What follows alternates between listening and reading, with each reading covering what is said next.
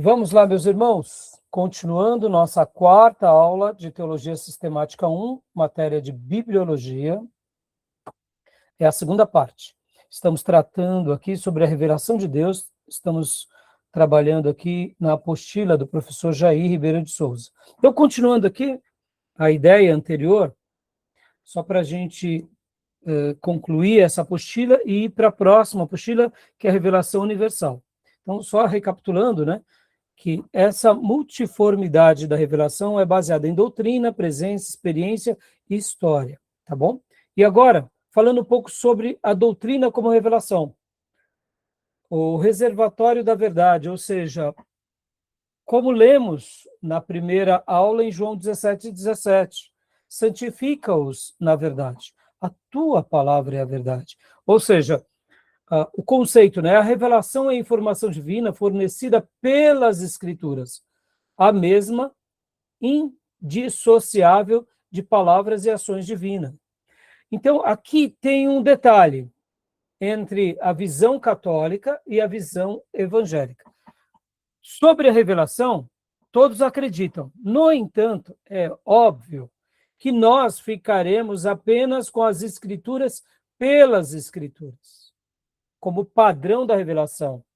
Já os católicos, eles vão ter o que? Uma ênfase nas escrituras, na tradição e na magistratura. Ou seja, a trilha evangélica ênfase exclusivamente no papel das escrituras como a mediação da verdade. Para nós, a verdade nos basta.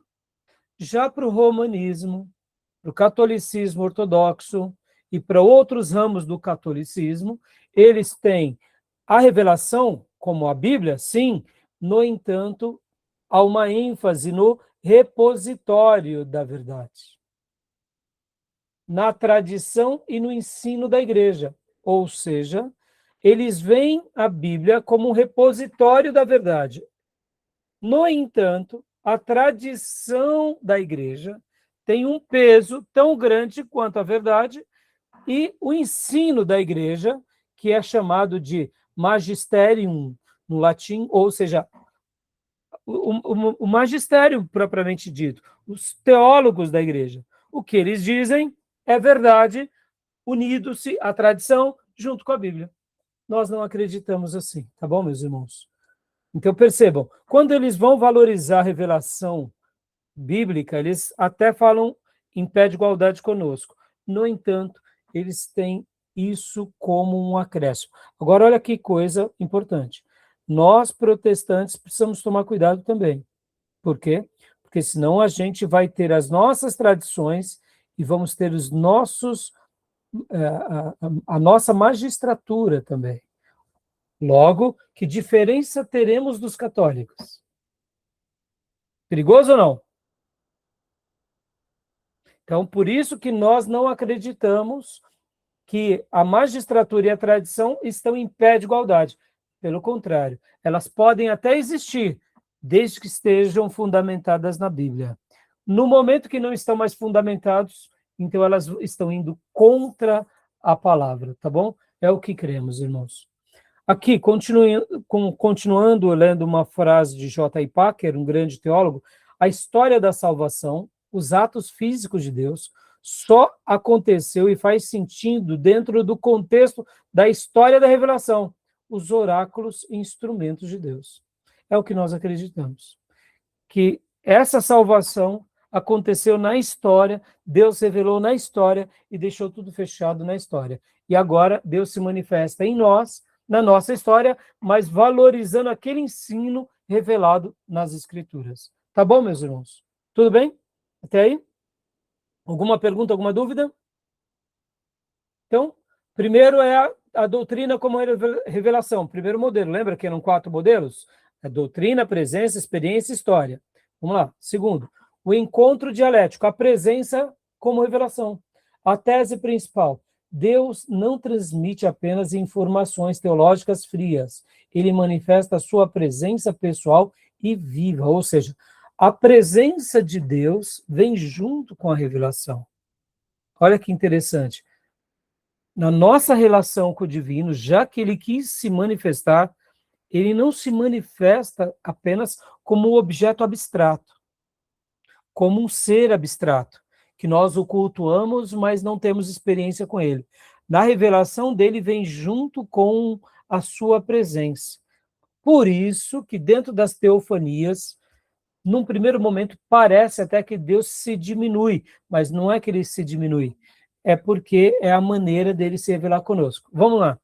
Uma certa ocasião eu ouvi um teólogo, né, escrevendo um artigo, e ele dizia que ele estava num lugar e ele viu um passarinho chegar perto dele.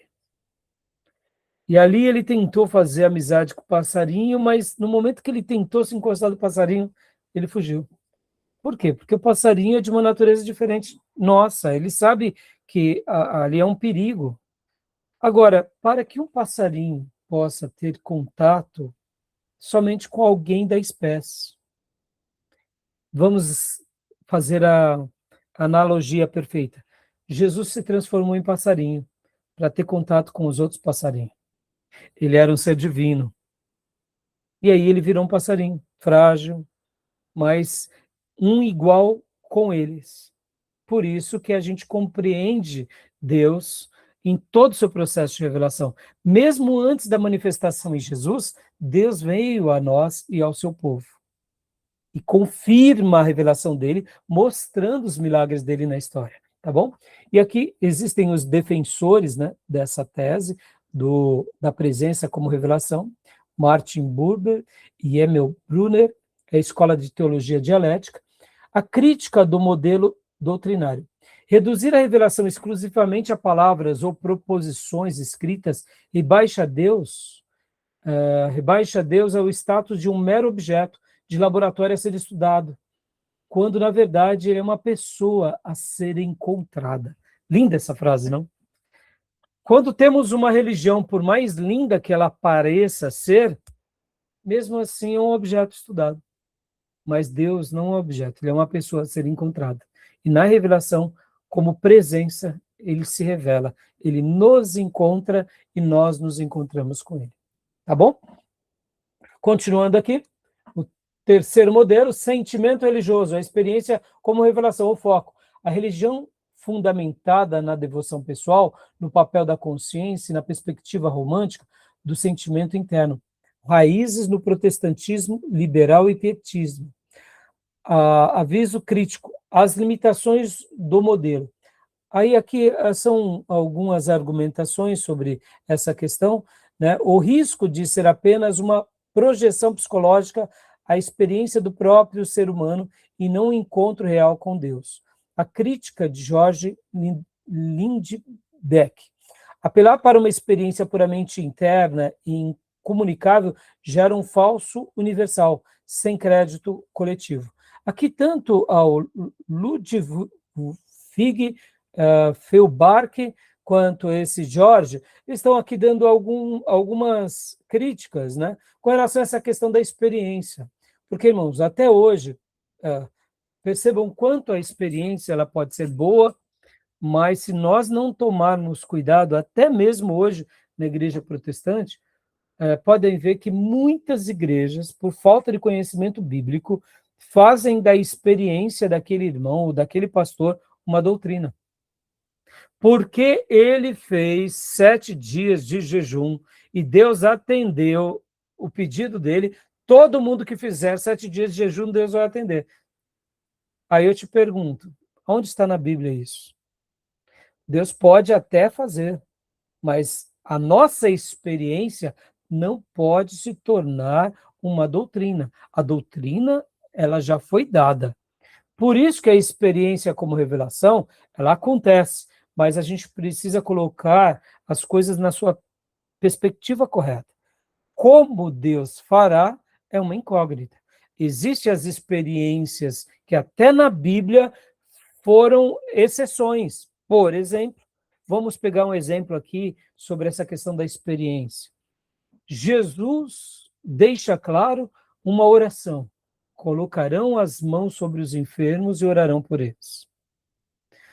O texto do Novo Testamento dá uma outra indicação clara. Se houver alguém doente, traga aos pastores, aos presbíteros ou bispos porque presbítero ali é pastor.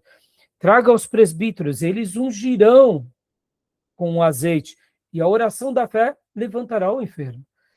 Ali não era o azeite curativo medicinal, havia sim o azeite medicinal, mas podem ver que está atrelado ali a fé. Ou seja, o texto bíblico dá uma ênfase de que ore, ore, ore impondo as mãos e, se precisar, unja. Mas, sobretudo, a indicação bíblica quando alguém está doente, ore. Pode ver. Está alguém passando dificuldades? Ore. Está alguém feliz? Cante louvores. Então, nota, a Bíblia vai deixar clara para as dificuldades, para as dores, para as doenças.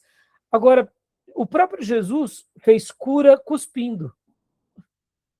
Mas então eu poderia dizer que hoje nós devemos cuspir no irmão também. E o cuspe? Seria uma exceção que está lá nos dias de Jesus? Ou foi uma regra? Ele não disse cuspa no enfermo. Foi isso? Irmãos, poderia ser isso, mas não foi isso. Podem ver que quando Jesus cura com cuspe ou faz um outro milagre, como foi o caso de Lázaro, por exemplo, que foi uma ressurreição, são as exceções. A regra está lá. Então a gente tem que pegar as experiências e se fundamentar naquilo que a revelação deixou como regra. Como Deus fará na nossa vida, aí é uma questão do agir dele conosco. Tá bom? Tudo bem? Então, a experiência como revelação é um fato. Como se dará? Sigamos a regra. Não criemos exceções. Hoje é muito comum a gente ver pessoas dizendo, pastor, eu trouxe óleo para minha casa e ungi a casa toda. Meus irmãos, se unge pessoas, não casa. Se unge pessoas, não carros. Tem problema de ungir casa? Não vou dizer que é um pecado, mas olha aí onde entra os excessos. Pastor, eu tomava um copo com água, porque eu aprendi assim. Uma água benta é um tipo de água benta, mas está na Bíblia água benta? Perceba, irmãos, os acréscimos são perigosos. É um pecado em tomar água benta? Não, não é um pecado, mas é um excesso. Se alguém toma, eu indico na nossa igreja para parar. Por quê, irmãos? Porque o que é abençoado é a presença de Deus, é a água. Porque senão a gente vai começar a ter as práticas quase que na semelhança das indulgências da Igreja Católica. Pode ver, os neopentecostais têm rosas, tem unção daqui, azeite de Israel, pedaço da cruz. Ó, as relíquias voltando à prática do cristianismo protestante. Não é um tipo também de indulgência contemporânea? Se você fizer a campanha com envelope dando dinheiro, ora, onde está na Bíblia isso? Vocês estão entendendo? Perigoso, não, irmãos? Está vendo? Tá bom? Então a experiência tem que tomar cuidado, tá? Tudo bem até aí? E o outro ponto, a história como revelação. Ou seja, houve um acontecimento, teve uma ação direta na história, tivemos uma visibilidade pública, temos um sentido retrospectivo, porque aquilo aconteceu um dia, foi, esse acontecimento tem um marco fundamental, ou seja, Deus usou Israel, Deus usou Jesus, Deus usou a igreja, tudo está fechado. E essa história, de certa medida, ela acaba se replicando hoje, não com os mesmos adornos, mas com a mesma essência. Ou seja, é Deus atuando na nossa história. Tá bom? Tudo bem até aí? Tranquilo? E aqui temos, então, a síntese final, a arquitetura da revelação completa, a síntese teológica, a estrutura, a doutrina, as escrituras sagradas, o registro confiável e a interpretação profética da história, o alicerce, a história, os atos concretos e públicos de Deus no tempo, ancorados na ressurreição. O maior marco é a morte de Jesus e a sua ressurreição. O ambiente interno, a presença, o encontro relacional pessoal com o próprio Deus, e a porta de entrada, a nossa experiência, a convicção íntima, o sentido religioso e a devoção individual. A teologia robusta abraça toda a estrutura sem amputar as vias de Vena. Tá bom? Ou seja, tudo isso acontece para a gente consumir nesse ponto aqui, o peso da condição humana. O porquê precisávamos de uma intervenção especial. Aqui, né, a tese de Strong. Sem a intervenção de uma força auxiliar e autoritária, a natureza moral e intelectual do homem apenas se deteriora, incapaz de garantir o progresso espiritual. Ou seja, nós, sem Deus, estamos indo em decadência. Por isso que precisamos de Deus. Deus deixou a razão natural, não decifra o sublime, ou seja, quando a gente aprende um pouco sobre a Trindade, a gente está usando da razão, mas a gente não compreende o que é a Trindade. A expiação, a gente sabe da obra da expiação, mas se falarmos aqui friamente, você compreende o processo da expiação ipsis literis? Claro que não, meus irmãos, isso é muito maior do que nós. As nossas mentes pervertidas pelo pecado exigem uma autoridade externa confirmadora. Necessitamos de um estímulo moral superior. É aqui onde entra, né, as evidências externas, a evidência de externa depravação moral em eras e manifestações e revelação especial, aliada à intuição humana, universal, de desamparo e o anseio instintivo por resgate. Ou seja, temos aqui provas psicológicas, provas históricas, onde Deus faz questão de mostrar a nossa natureza caída. Para quê? Para mostrar que sem Ele a gente não é nada. Aí aqui vem, então, o suprimento divino. É onde entra Deus agindo, né? Os 4 pressupostos de Strong. Por que esperaríamos que Deus respondesse? Primeiro, pela sua sabedoria. Se Deus criou o homem com fins espirituais, ele fornecerá meios necessários para atingir esses fins. Segundo, completude. Ele iniciou uma revelação incompleta na natureza. Sua consistência sugere que terminará a obra. Terceiro, proporção. Há uma conexão universal e lógica entre a existência de uma grande carência e a provisão de um suprimento. E analogia de misericórdia. A natureza física possui bondade reparadora, cura. O trato providencial sinaliza restauração moral. Ou seja, assim como no slide anterior a gente vê que a nossa condição humana ela é desproporcional, ela precisa do suprimento divino nesse processo da revelação. E aqui vem, então, o grande propósito da revelação de Deus, que é o ápice do caráter revelador de amor de Deus por nós. O amor de Deus necessita de provas? Sim, como mostra o paganismo. Há deuses cheios de vícios, deuses descuidados, deuses cruéis, deuses belos em abundância, mas onde há um Deus que ama, aqui é uma frase de Alexander MacLaren, a revelação cristã não é apenas a descoberta de um arcabouço intelectual formidável. É o resgate contínuo executado pelo único Criador que se expõe para curar a sua criação. Ou seja, assim como a nossa natureza humana é depravada, é incompleta, Deus criou a natureza e todos os meios dele para mostrar, olha, esse é o caminho. Só que somente em Deus e no amor de Deus que a gente compreende ele, já que ele se revelou a nós. Então, essa apostila do professor Jair, a revelação de Deus, traz essa abordagem. Tá bom, meus irmãos? Leiam, apreciem ela. Deu para ter uma síntese da revelação? Baseado ainda na última aula, eu acredito que essa ideia estará bem acomodada em cada um de vocês. Podemos ir para o próximo slide? Tem alguma pergunta, alguma dúvida? Não? Então, eu vou para o próximo slide, que é a outra apostila do professor, que é essa daqui. A revelação universal. Vamos lá. Ok. Revelação universal, o limite, o alcance da teologia natural. Aqui, meus irmãos, dentro dessa revelação universal, a gente vai estar olhando um pouco mais esse lado do quê? Da revelação natural. É um mapeamento, né, teológico, filosófico e histórico.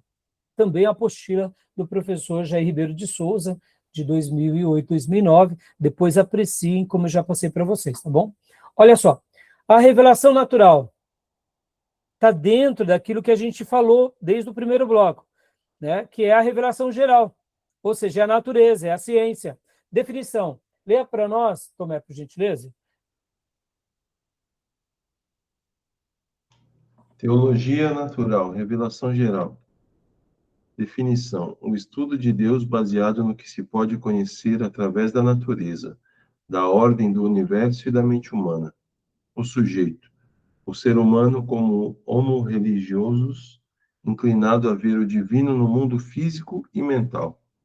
Inclusive, na apostila é muito legal, porque nós temos uma definição científica de que somos Homo sapiens.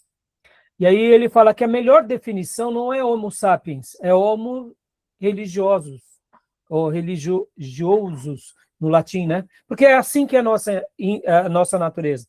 Nós pendemos para o lado religioso, né? Então, a revelação natural tem esse prisma, tá bom? Já aqui o outro lado, que é a teologia sobrenatural, revelação especial. Leia para nós, Tomé. Definição: o conhecimento de Deus que depende estritamente da revelação direta, específica e salvífica. O meio, as Sagradas Escrituras, a Bíblia. É isso que importa para nós, tá bom? Então, continuando aqui. Pode ler, Tomé, por gentileza. O pecado, a evidência natural, né? Evidência natural. Leis, ordem, beleza, provisão. Salmos 29, Romanos 1, versículo 20. Pecado humano, a consequência. A consequência, idolatria. A resposta de Paulo: o pecado corrompe a interpretação humana. A humanidade reprime o conhecimento verdadeiro, deturpa a revelação geral e fabrica um ídolo à imagem da criatura. Ou seja, por isso que a revelação natural ela é perigosa por si só. Porque a nossa natureza pecaminosa sempre vai dar um jeito de prejudicar, de deturpar a revelação geral. Pastor, mas existe pessoas e filosofias que se aproximaram daquilo que a Bíblia fala? É possível, mas é um risco muito grande. Por isso que Deus atuou na história. Tá bom? Tudo bem? Essa apostila vai ser mais fácil. Aqui a gente vai entrar só para uma perspectiva daquilo que é conhecido na teologia como a Suma Teológica, que seria o estudo de Tomás de Aquino. Na Igreja Católica, meus irmãos, deixa eu só dar uma palavra aqui bem simples e objetiva, não vou gastar muito tempo sobre isso. Quem foi Tomás de Aquino? Tomás de Aquino foi um dos teólogos católicos mais importantes da Idade Média. Por quê? Porque ele, a partir dele, ele conseguiu colocar um pensamento no catolicismo que se preserva até hoje, dentro da perspectiva católica, tá bom? Então, pensem assim como Freud foi uma voz muito importante para a psicologia, podem ver que a psicologia humana ela tem uma evolução até Freud, e de Freud para cá, ele é um divisor de águas. Assim como Immanuel Kant também foi para a filosofia.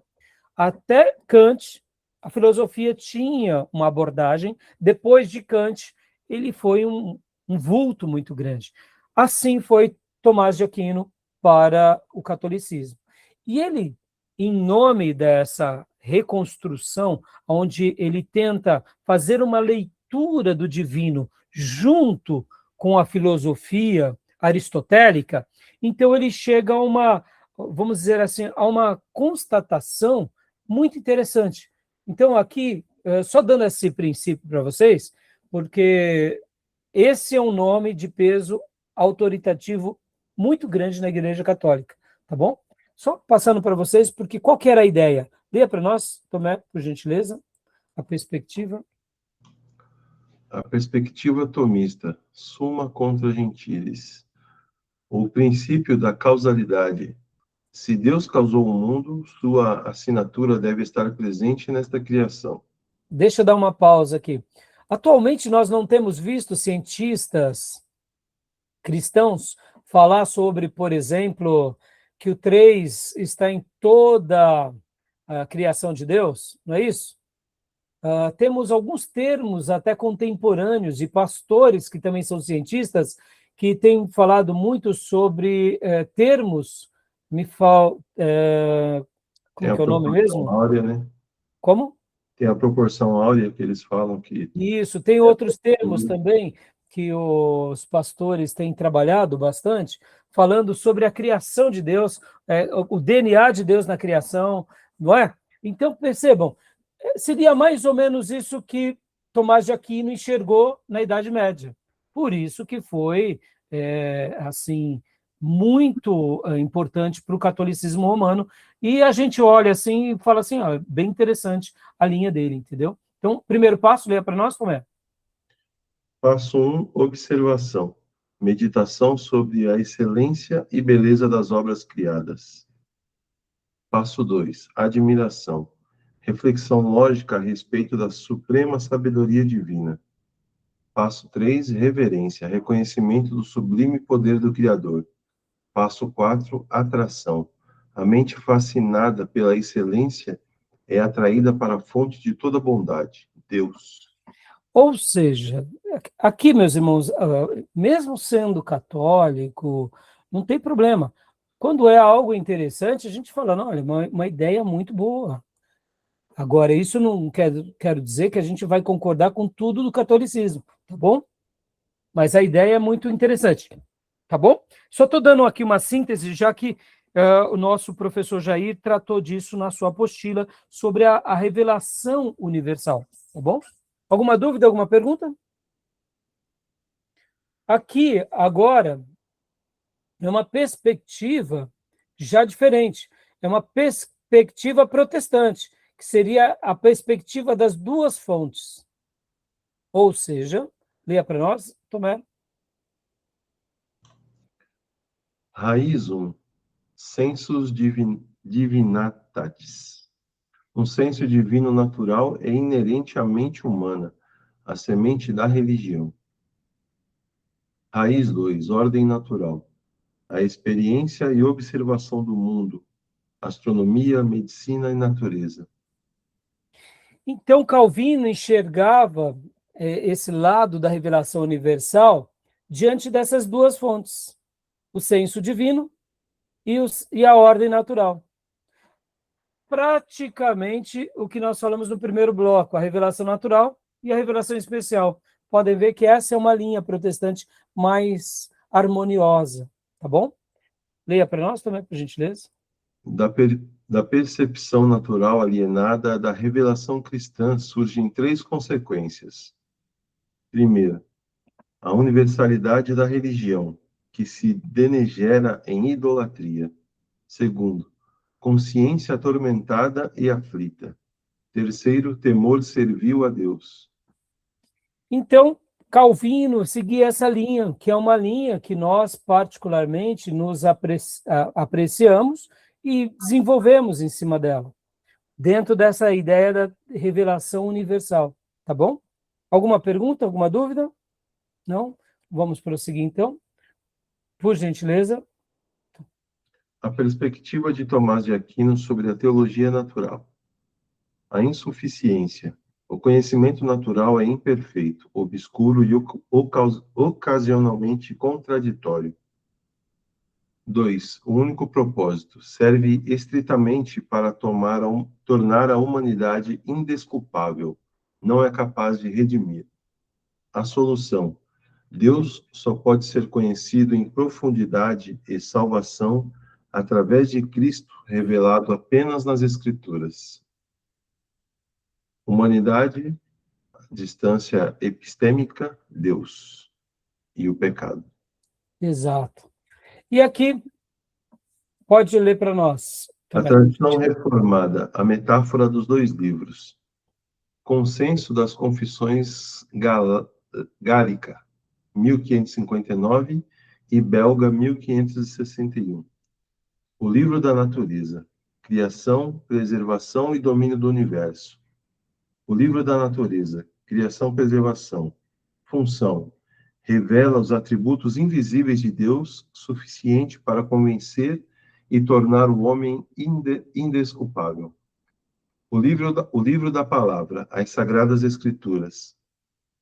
Função: manifestação muito mais clara e plena. É estritamente necessário para a glória de Deus e para a salvação humana. Joia. Agora que eu dei esses slides, a gente vai voltar e fazer uma comparação entre a ideia de Calvino, a tradição reformada e a ideia de Tomás de Aquino. Olha só que interessante.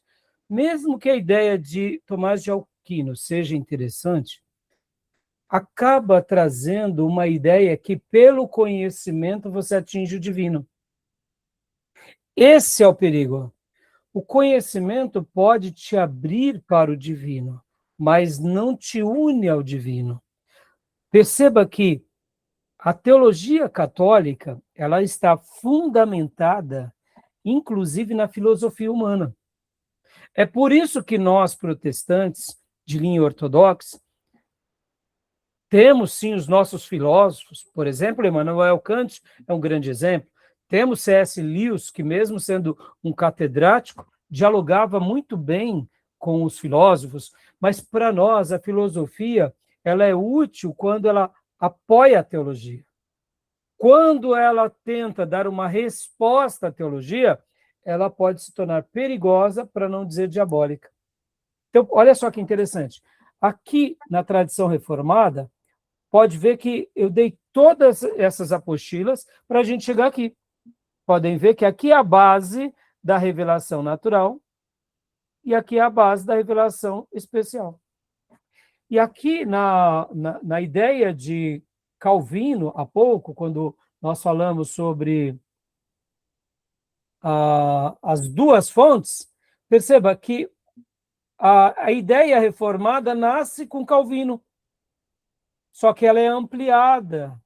Já a ideia de Tomás de Aquino, como eu mencionei para vocês, ela tem um lado mais humano. Ela tem observação, admiração, reverência e atração, mas ela leva mais para o intelecto humano. Na nossa cosmovisão protestante, mesmo que tenhamos tudo isso como uma faculdade interessante e analítica, o abismo vai estar estabelecido, porque Deus não se une ao homem, porque há o abismo do pecado.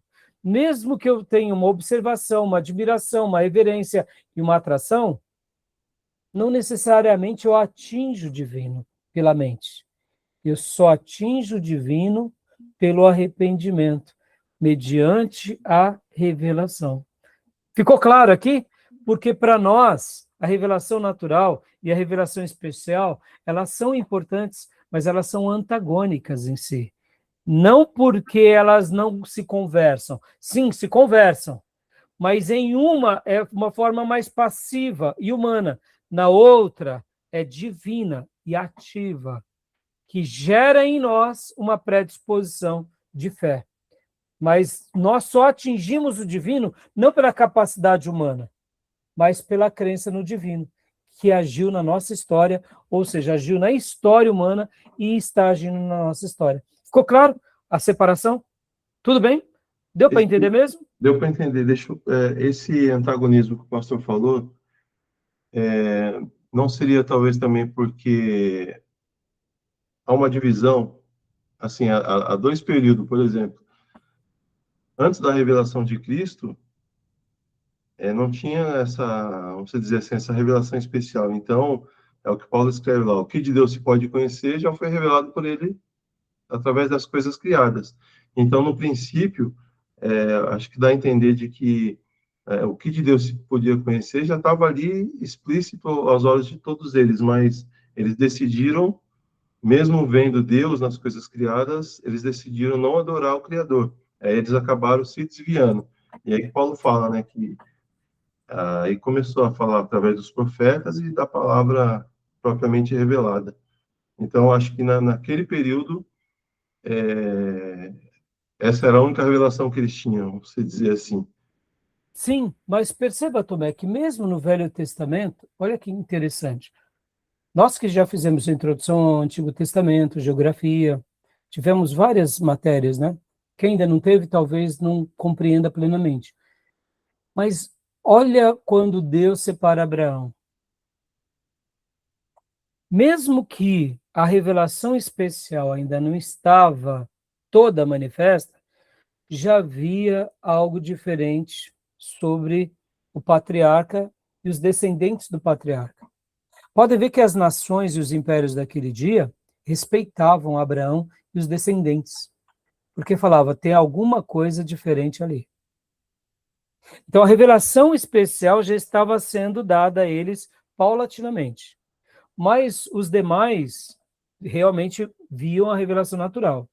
Mas quando eles olhavam para aquele povo, para aquela história, e para o agir de Deus naquela história, e assim, vamos lembrar um pouco da aula de geografia.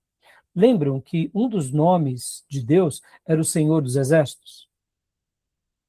Porque para nós hoje não parece ser mais um nome comum, mas na antiguidade era o Deus dos deuses. Então o Deus de Israel, ele era temido porque o outro povo ou nação que tinha os seus deuses, que tentava enfrentá-lo, ruiu, né? Começando pelo Egito. Então, perceba que a revelação especial já estava sendo pontuada. De uma forma, claro, incipiente. Quando Deus dá o templo para Salomão, pode ver, todos os povos iam adorar a Deus aonde? Lá em Jerusalém. Quando Deus elege Jerusalém como o lugar para ele habitar e o templo para ele morar, já era uma revelação especial. Então, assim, é claro que Paulo, quando ele fala, né, que as pessoas estavam na ignorância, e ele até fala sobre os judeus, porque muitas vezes, mesmo com todas essas revelações, ainda não era muito claro, nem para o judeu, quanto mais para os gentios, né? Por isso que a maneira em que Deus, vamos dizer assim, vai julgar esses povos, é um enigma que a gente não compreende.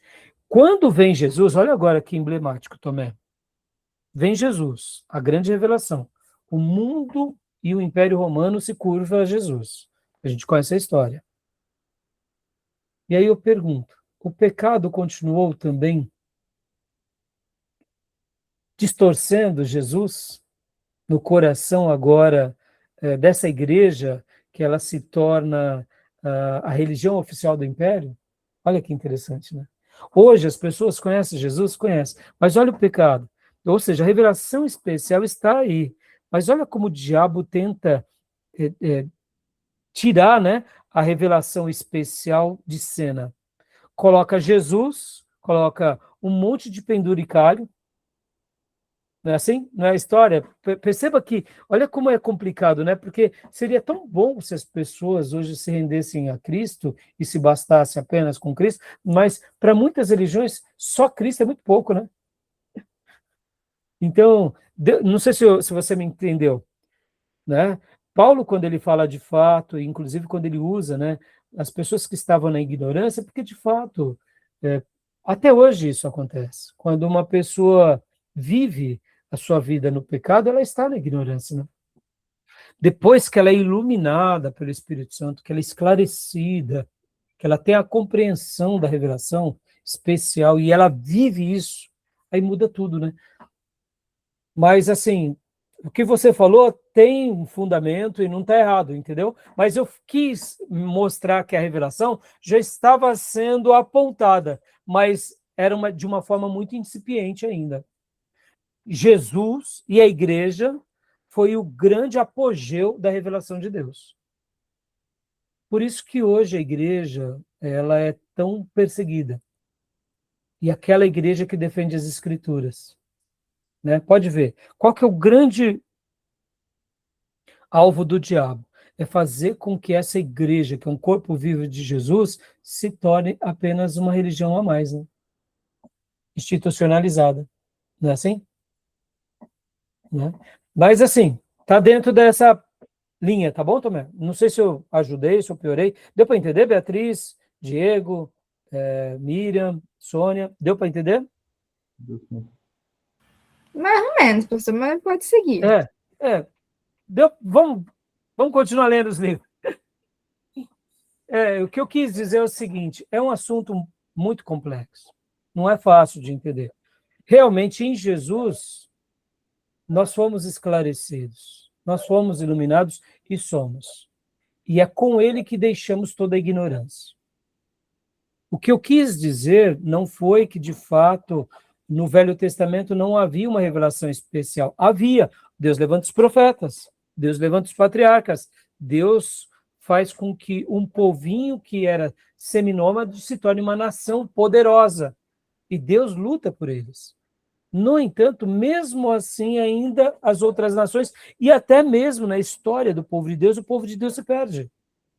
Igualmente a igreja também na nova aliança. Se nós não tomarmos cuidado, o pecado acaba nos atrapalhando e nos afastando de Deus da mesma forma.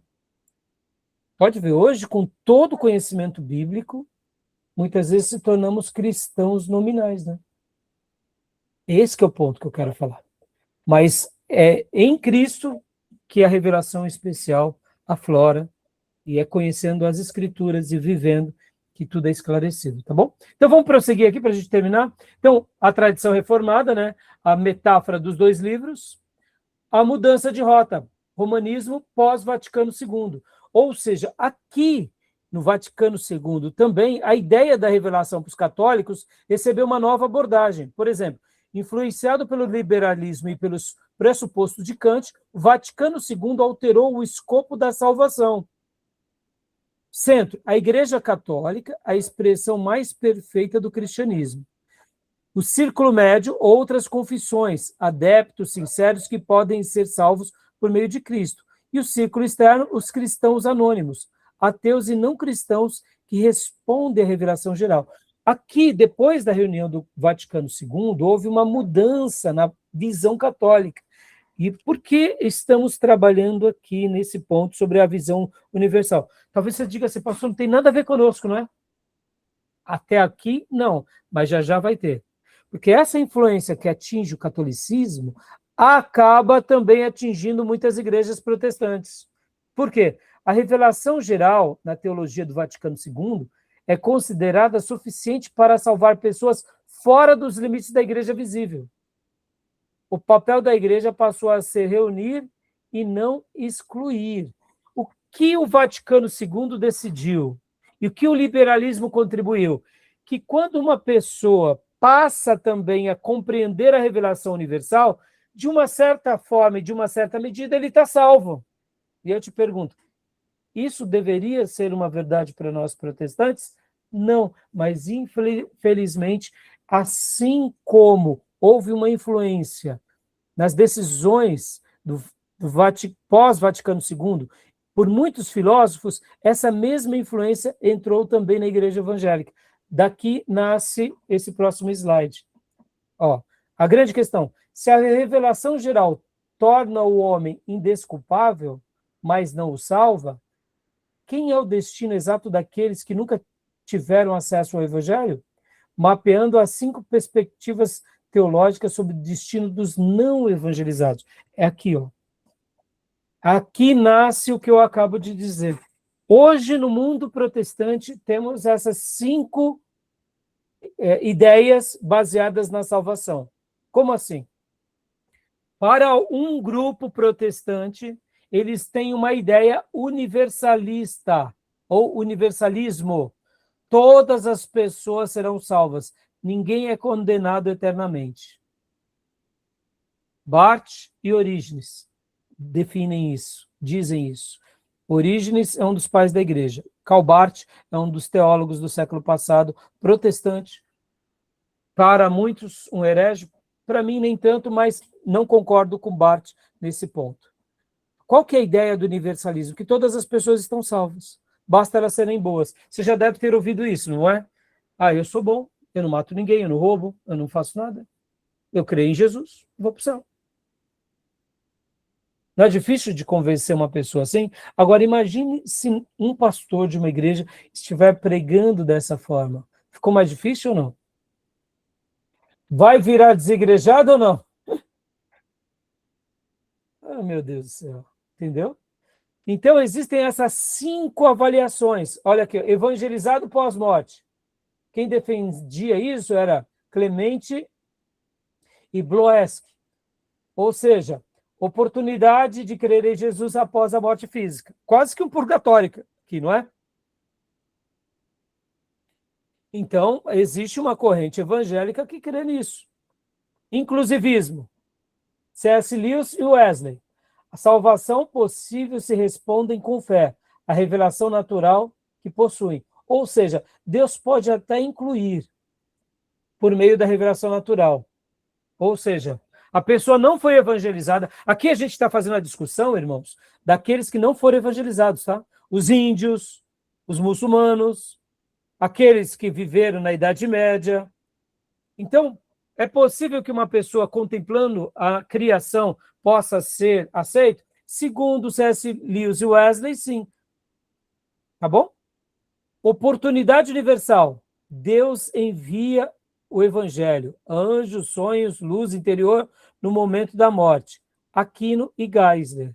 Ou seja, Deus vai dar um jeito de salvar essa pessoa, nem que for na última hora, mandando um sinal divino. E temos aqui o aspecto restritivo.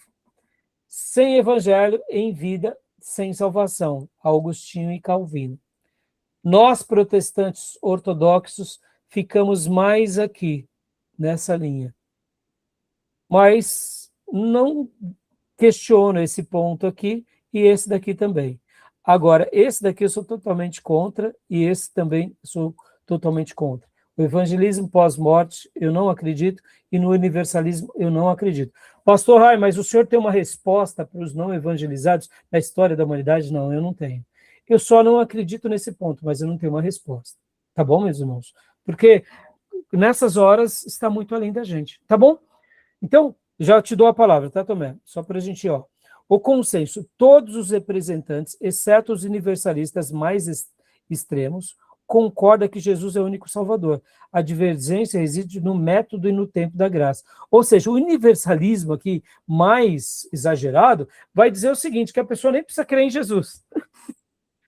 É complicado, né, meus irmãos? Ô, meus irmãos, se a igreja já está fraca hoje, para a gente levar os crentes para a igreja está difícil, imagina com a ideia universalista. Pelo amor de Deus, acho que a gente não manda mais missionário para lugar nenhum. Entendeu? Tá dando para entender? Ficou claro sobre a revelação universal e os desdobramentos? Tá bom? Claro. Fala, Tomé. Aquela ideia de que Jesus, quando morreu, pegou os espíritos cativos, estaria incluída nesse evangelizados pós-morte aí? Exatamente, Tomé. E eu vou até te dar a resposta agora, Tomé. Se você me perguntasse, pastor, me explica aquilo, eu falo, não sei. Então, essa é a minha resposta. Pastor, o que o senhor acha dessa passagem? Eu não acho nada. Só está lá no texto, não me pergunte o que é. Eu tenho uma dedução, é óbvio, mas é um texto daqueles espinhosos e complicadíssimos, que eu não ouso defini-lo. Por quê? Porque eu entendo ali que Deus realmente falou, como está no texto, mas é sobre salvação, é sobre o quê? Perceba, é muito complicado. É complicado quando a gente coloca palavras além do que a Bíblia colocou. Se Deus quis deixar ali apenas aquelas palavras, eu as aceito. Tá, o que o senhor entende? Falo, não entendo. Ali eu não consigo compreender. Tá bom? Fala, irmã Beatriz. Eu ia falar que deu para entender sim, pastor. Eu acredito em cada coisa, começando fácil e vai evoluindo. Parece jogo do Mario, subindo de nível. É isso mesmo, vai subindo, né? Mas assim, viu, meus irmãos, esse assunto da revelação de Deus e da revelação universal, não tem como não falar com vocês. É na matéria de bibliologia, só que a gente não vai focar na revelação geral, universal. A gente vai focar na revelação específica, porque para nós ela é a Bíblia e a autoridade de Deus está sobre a Bíblia. Ponto final. Tá bom? Beleza? Alguma pergunta, minhas irmãs? Alguma pergunta, meus irmãos? Não? Então, pode falar. Pastor, inclusive nessa parte de grupos não evangelizados, o que eu vejo muito também o pessoal falar é a questão dos, como é que fala? Libras, né? Pessoas com deficiência que geralmente também não são evangelizadas, e a gente só pensa assim, nacionalidades, né? Quando na verdade tem pessoas do nosso lado que não têm acesso à escritura, e também pessoas analfabetas, igual tem um projeto, não sei se, acho que é no Nordeste, que eles fizeram a Bíblia em áudio, porque as pessoas que não sabem ler e escrever não tinha como ler a Bíblia. Então, inclusive, eles fizeram a Bíblia com aquele sotaque assim meio nordestino, para eles entenderem mesmo o que está sendo dito. Sim, sim. Ou seja, como Deus, Beatriz, vai julgar, eu digo, sem medo de errar, Beatriz, eu não tenho dúvida disso. Eu não fico dizendo coisas que Deus não disse. Se você me falar como que Deus vai julgar essas pessoas, eu não sei. Eu sei de uma coisa, ele é justo, ele é reto, ele é perfeito, e nós, o seu povo, temos um dever. E é por isso que a gente está estudando aqui, para a gente continuar pregando até o nosso último dia e levar o evangelho como fez a igreja primitiva, a todos os povos, e falar de Jesus e viver por isso. Que eu creio que ele é a resposta. Ele é a grande revelação de Deus. Mas como tudo isso se dará, né? Tá bom? Para a gente finalizar, meus irmãos, olha agora aqui, eu pulei algumas outras folhas do slide, depois apreciem, tá? Ó, a síntese, o equilíbrio da revelação, o alcance, a natureza aponta, mostra o poder, a ordem, a divindade, cria, dá um impulso religioso e torna a rebelião humana indesculpável. A revelação universal, a natureza, olha, ela tem o seu papel. A revelação especial, a palavra, ela tem um encontro. Podem ver que o limite, o filtro é o pecado. A revelação universal é real, mas é refratada. Sozinha gera idolatria, medo e uma consciência aflita. Falta, falta-lhes o poder redentor. Ou seja, a revelação universal, a natureza, é incompleta, mas quando ela é atingida pela revelação especial, aqui temos o filtro. Por isso que a plenitude, a palavra redime, corrige a visão distorcida da natureza, revela o caráter íntimo de Deus e a ação salvífica centralizada na pessoa de Jesus. Por isso que a ortodoxia vai ter essa resposta. Por isso que nós, ortodoxos, somos chamados de intransigentes, o povo de um livro só. Não tem problema, não tem problema. Deixe-nos chamar, como fizeram com a igreja primitiva, os pais da igreja, a reforma protestante, não tem problema. O importante é que os sinais de Deus venham sobre nós, que sejamos libertos do pecado, que toda a revelação de Deus acabe sendo mostrada a nós e que o poder de Deus habite em nós e que possamos ajudar o maior número de pessoas até o mesmo encontro que tivemos. Ponto final. Não tem problema se nos ridicularizar, tá bom? E concluindo, conclusões finais, né? A criação é assinada, a complexidade e a beleza do universo não são mudas, elas carregam a assinatura do Criador, percebida intrinsecamente pelo homos religiosos, não pelo homo sapiens. Podem ver, irmãos, qualquer civilização, em qualquer período da história, com exceção do comunismo, que foi, mesmo assim, 100 anos na história da humanidade, ou do ateísmo, mais humanista, recentemente, mas, mesmo assim, o ser humano, ele é religioso. Ele é religioso na sua essência. A observação é fraturada, por isso que aqui a gente não segue a linha atomista, ela é interessante, ela tem um lado, mas ela está dentro da revelação natural. A observação é fraturada. A distância epistêmica agravada pelo pecado humano impede que a natureza seja um guia perfeito, ou seja, não tem como. O homem reconhece o divino, mas fabrica ídolos. Eu, em nome da minha razão, vou fabricar o ídolo, mesmo que seja a minha imagem, o humanismo. O que é o humanismo, se não o ídolo nosso próprio e autossuficiente de nós? Não é verdade? A Revolução Francesa, que teve como bandeira nenhum senhor, teve um senhor. Quem é? O ser humano. Quando eles advogam nenhum senhor, seja rei ou seja papa, em virtude da religião, eu me torno senhor. No momento em que eu não tenho nenhum externo, eu me torno senhor de mim mesmo. Aqui a graça é necessária, onde a teologia natural termina, apontando para um Deus poderoso, mais distante. A revelação especial começa, revelando Deus como Redentor através de Cristo. Ou seja, temos a revelação natural como aliada. Mas onde ela termina, só começa a especial, porque ela vai apontar a revelação e, em especial, para Jesus. Tá bom? E assim finalizamos, né? Tá bom? Esses 2 artigos, eu faço questão que vocês leiam depois. E agora nós vamos, então, para a autoridade. Vamos para cá. Tá bom, meus irmãos? Fechou? Eu creio que os demais livros, tanto o Erickson como o Langston, eles vão enriquecer bastante vocês sobre essa discussão da revelação, tá bom? Outros teólogos também, como a gente viu aqui, tá bom? Nas citações do professor. Alguma pergunta, alguma dúvida? Até hoje, meus irmãos, quando nós estamos no pecado, estamos na ignorância.